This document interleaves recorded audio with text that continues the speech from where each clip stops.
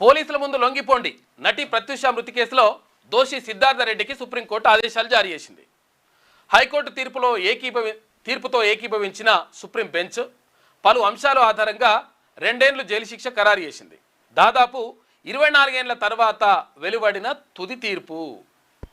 2002 ఫిబ్రవరిలో జరిగింది ఈ ఘటన.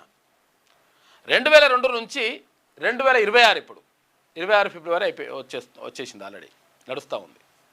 అంటే ఎంత దాదాపు 2.5 దశాబ్దాల పాటు 24 ఏళ్ళు కేసు నడిచిందంటే చూసుకోరు ఎట్లున్నదో. ఇక జర అప్పటికే 60 ఏళ్ళు ఉన్నోడైతే 24 ఏళ్ళు అయితే ఉంటారా? ఇక ఎవరన్నా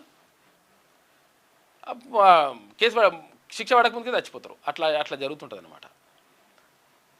2002లో సిద్ధార్థ రెడ్డితో కలిసి విషం దాగిన ప్రత్యూష చికిత్స పొందుతూ ఆమె చనిపోగా ప్రాణాలతో బయటపడ్డ సిద్ధార్థ అని చెప్పేసి ఇంకా కొంతమందికి పైన కూడా ఆరోపణలు ఉన్నాయి. అప్పుడు ఉన్నటువంటి ప్రముఖుల కొడుకుల పైన కూడా ఆరోపణలు ఉన్నాయి. ఈ ఆరోపణల నేపథ్యంలో ఆరోపణలను తోసిపుచ్చిందంట సుప్రీంకోర్టు. అంటే దానికి సంబంధించినటువంటి ఆధారాలు కానీ లేవని చెప్పేసి అన్నదంట. ఒకవేళ అప్పుడు మునుస్వామి అని చెప్పేసి డాక్టర్ మునుస్వామి అని చెప్పేసి ఇక్కడ ఏది గాంధీ ఆసుపత్రిలో డాక్టర్గా ఉన్నటువంటి ఆయన ఇచ్చినటువంటి ఫోరెన్సిక్ రిపోర్ట్ని కూడా అప్పుడు హైకోర్టు పక్కకు పెట్టింది. ఇప్పుడు సుప్రీంకోర్టు కూడా పక్కకు పెట్టిందట ఫోరెన్సిక్ రిపోర్ట్ని కూడా. ఏంటంటే దీంట్లో శాస్త్రీయమైనటువంటి ఆధారాలు లేవని చెప్పేసి ఏదో చెప్పిందంట. చెప్పి అక్కడ పక్కకు పెట్టేసిండ్రు. మొత్తం మీద నాకు అన్యాయమే జరిగింది, పూర్తిస్థాయి న్యాయం జరగలేదని చెప్పేసి ప్రత్యూష తల్లి సరోజిని చెప్తున్నటువంటి మాట.